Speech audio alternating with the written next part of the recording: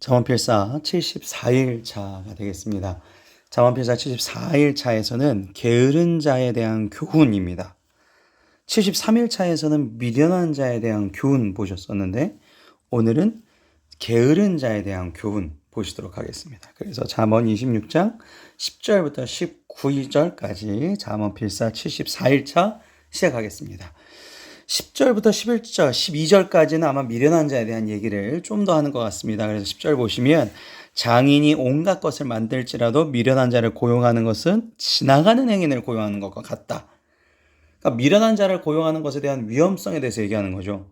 이 사람이 뭘 한다고 지나가는 사람을 우리가 그냥 고용하겠어요? 그러니까 아무리 좋은 것을 내가 잘 만들어놔도 그 전달하는 사람을 얼마나 잘 선택해야 되느냐. 그리고 다른 사람에게 그 사람이 만약에 잘못 전달하면 해악, 그 사람에게 나쁜 피해를 줄 수 있다. 이런 것을 강조하고 있죠. 그래서 11절에는 개가 그 토한 것을 도로 먹는 것 같이 미련한 자는 그 미련한 것을 거듭 행하느니라.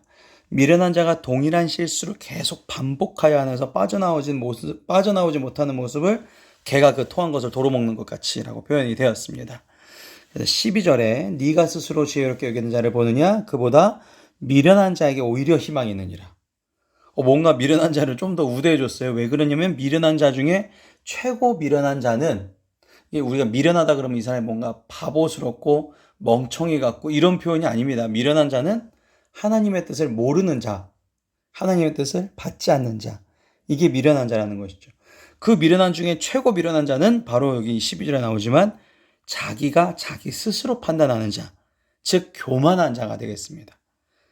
자기를 판단하는 기준이 스스로이면 정상적으로 평가할 수가 없다라는 얘기를 드리는 거죠. 내가 보기에 내가 어디쯤인지 이게 내가 보기에 나가 아닐 수도 있어요. 여러 가지 세상에 보는 지식들, 세상에서 내가 받는 이런 영향들, 드라마를 보면서 작가에게 받는 영향들, 수많은 그런 지식들이 합쳐서 나를 바라보게 되면 문제가 생기게 된다는 것이죠. 그래서 절대자의 길에서 나를 바라봐야 된다. 그래서 미련한 자에 대한 얘기가 12절까지 나오고 이제 13절부터는 게으른 자에 대해서 본격적으로 언급이 됩니다. 13절 게으른 자는 길에 사자가 있다. 거리에 사자가 있다 하느니라. 지난 22장 13절과도 비슷한 유사한 구절이 있습니다.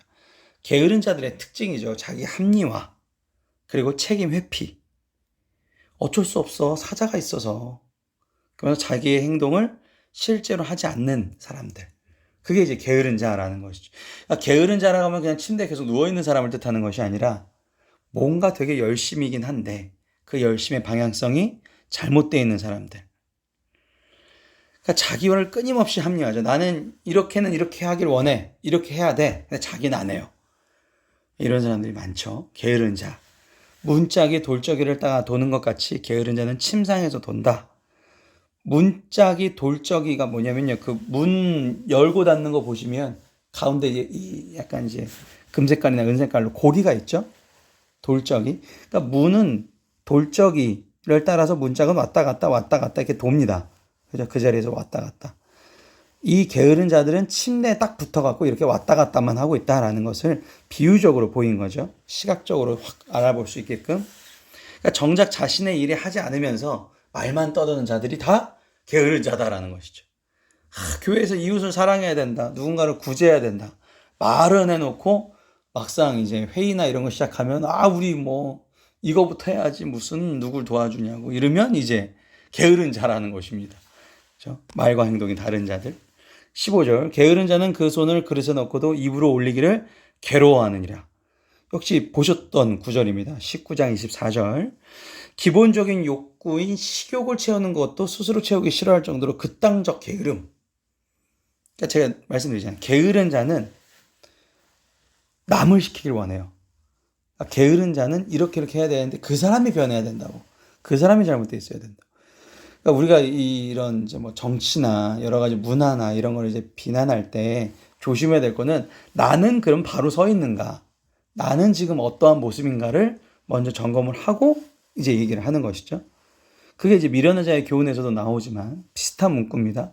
남에게 판단하기 이전에 나에 대해서 먼저 생각을 해보는 것이죠. 그리고 이제 남에 대해서 지적을 할 수 있고 비판을 가할 수 있는 거죠. 16절 게으른 자는 사리에 맞게 대답하는 사람 7보다 자기를 지혜롭게 여기는다. 그러니까 게으른 사람이 왜 다른 사람 지적하고 자기는 행동하지 않냐면 이런 이유 때문인 거죠. 16절. 정신적으로 육체적으로 굉장히 나태에도 불구하고 깊이 생각하지 않고 있죠. 그냥 딱 보고 내가 더 나은 것 같아. 이렇게 생각을 하죠. 여기 보시면 사리에 맞게 대답한 사람 7이라 그랬는데 이 7이 성경에서는 완전수라 그랬죠. 완전수. 그러니까 모든 지혜로운 사람들 전체보다 자기가 더 지혜롭다라고 생각을 하는 거죠. 자기의 견해, 그러니까 내 뜻이 무조건 맞다고 주장하는 사람.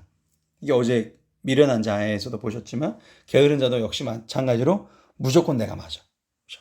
하긴 내가 이럴 말상은 아니지만 그래도 이렇게 얘기를 해야겠어. 이러죠. 게으른 자들의 특징인 것이죠. 17절 길로 지나다니다가 자기와 상관없는 다툼을 간섭하는 자는 개의 귀를 잡는 자와 같으니라.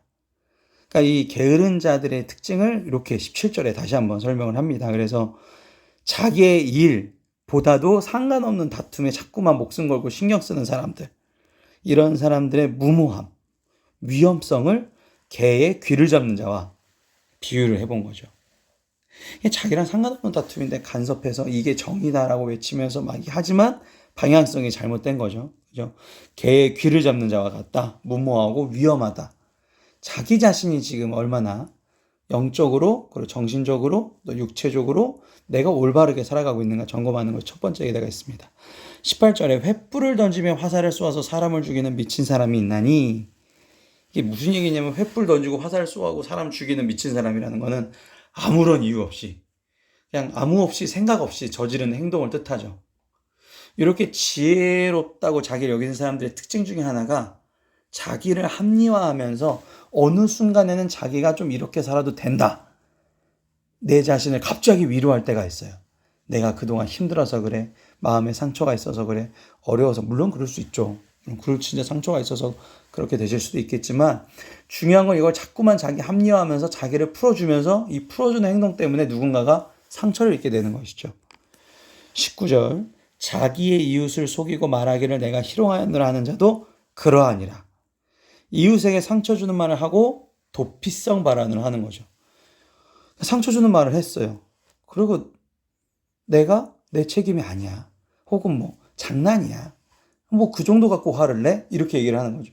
그러니까 나는 그런 얘기를 들으면 그렇게 크게 화를 내고 이거는 부조리하다, 이거는 불공평하다 막 이러면서 크게 난리 치고 사람들을 동원해서 선동시키지만 막상 내가 하는 말에 상처를 받으면 그런 걸 갖고 그래 라는 것이죠.